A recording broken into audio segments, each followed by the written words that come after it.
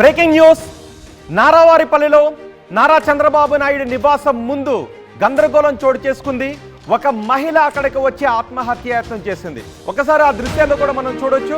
నారా చంద్రబాబు నాయుడు సోదరుడు రామ్మూర్తి నాయుడు మరణం తర్వాత నారావారిపల్లెకు చంద్రబాబు నాయుడు వెళ్ళినప్పుడు చంద్రబాబు నాయుడిని కలవటానికి ఒక మహిళ అక్కడికి వచ్చింది. తన కుమార్తెను తీసుకుని వచ్చింది. అయితే ముందుగా అపాయింట్మెంట్ లేనందుకు, పైగా అది నారా చంద్రబాబు నాయుడు అక్కడికి వచ్చిన ఉద్దేశం కారణం కూడా వేరే కార్యక్రమం. ఆ మహిళ అక్కడికి అకస్మాత్తుగా రావడంతో అపాయింట్మెంట్ లేదు అంటూ పోలీసులు అడ్డుకునే ప్రయత్నం చేశారు.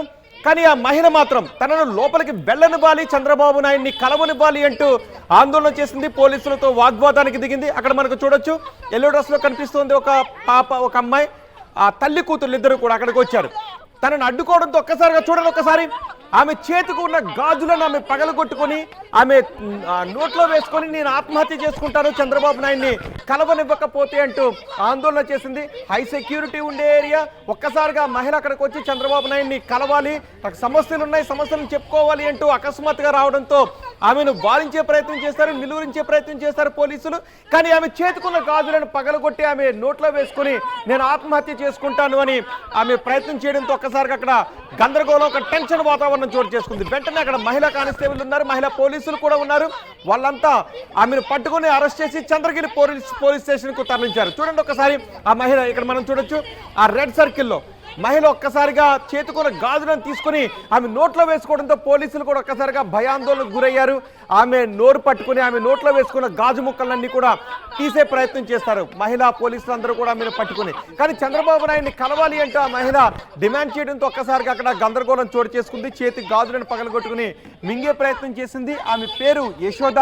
తిరుపతి నుంచి నారావారిపల్లికి చేరుకుంది. చంద్రబాబు నాయుడు నారావారిపల్లికి వచ్చిన సమయంలో అక్కడికి చేరుకుని చంద్రబాబు నాయుడిని కలవనివ్వాలి, చంద్రబాబు నాయుడిని కలవనివ్వకపోతే నేను ఆత్మహత్య చేసుకుంటాను అంటూ ఆ మహిళ ప్రయత్నం చేయడంతో ఒక్కసారిగా టెన్షన్ వాతావరణం చోటు చేసుకుంది. ఒకసారి అక్కడ ఏం జరుగుతుందో ఆ ఆడియో విందాం.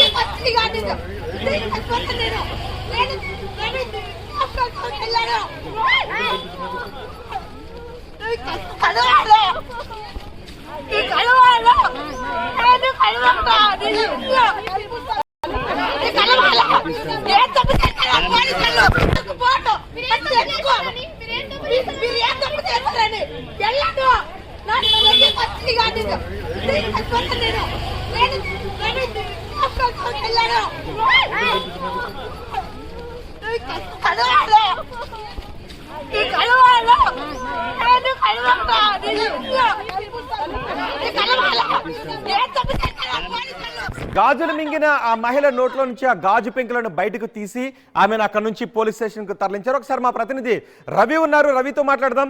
రవి, అసలు ఆ మహిళ ఎవరు, ఎందుకు చంద్రబాబు నాయుడు నివాసం ముందుకు వచ్చి చంద్రబాబు నాయుడిని కలవాలి అని అంత గందరగోళం చేసింది? అసలు కారణం ఏంటి?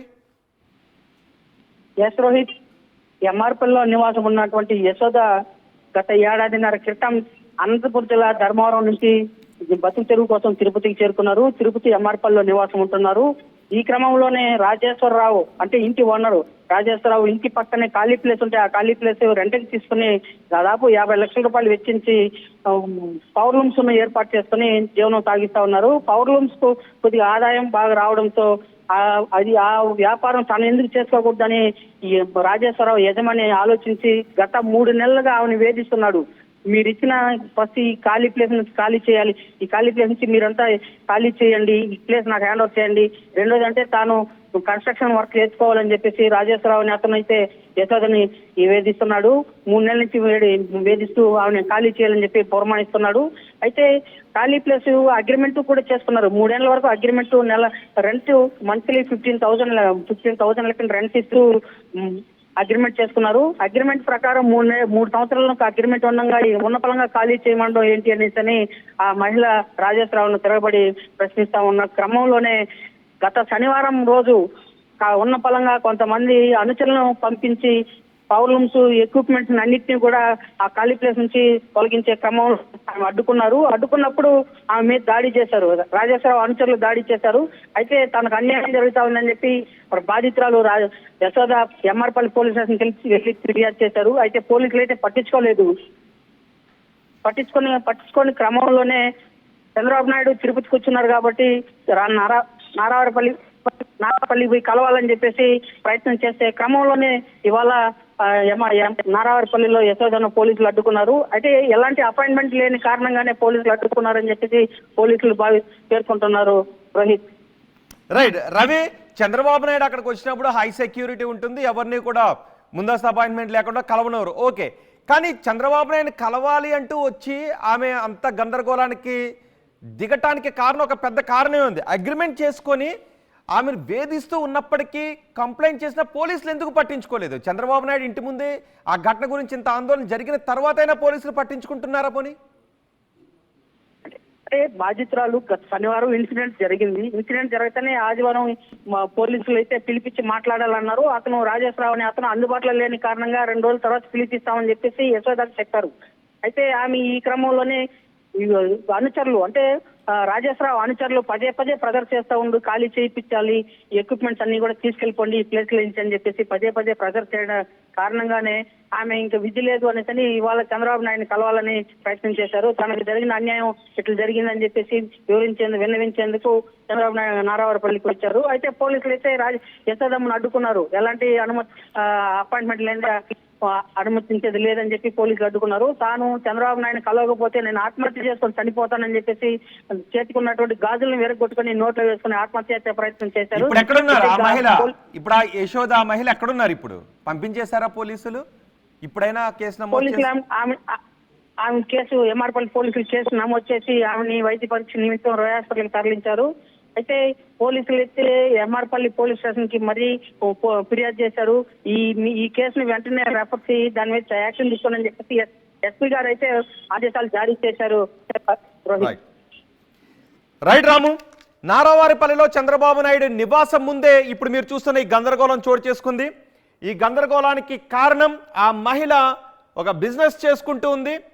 అయితే ఆ బిజినెస్ చేసుకోవడానికి ఒక వ్యక్తి దగ్గర స్థలాన్ని లీజుకు తీసుకుంది. 3 సంవత్సరాల అగ్రిమెంట్ కూడా ఉంది.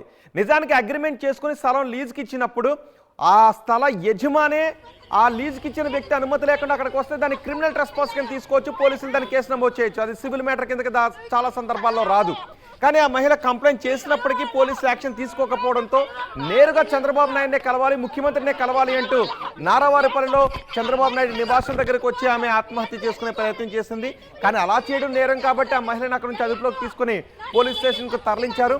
కానీ ఇప్పటికైనా పోలీసులు ఇందులో కలగజేసుకోవాల్సిన కేసే. చాలా సందర్భాల్లో కొన్ని సందర్భాల్లో ఇది సివిల్ మ్యాటర్ అంటూ పోలీసులు ఎస్కేప్ అయ్యే ప్రయత్నం చేస్తూ ఉంటారు.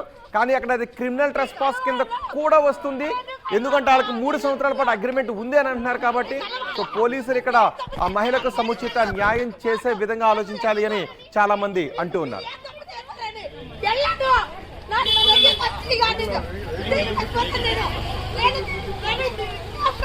నేను